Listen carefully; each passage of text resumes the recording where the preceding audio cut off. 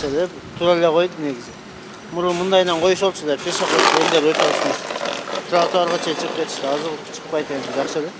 Тиешеси андай эле билинген жок. Күндөгүдөй эле жумуш жакшы. Жолгочу, силерде там пробкалар көбөйдүбү же азыр? Жок, кандай эмес, мурдадай эле.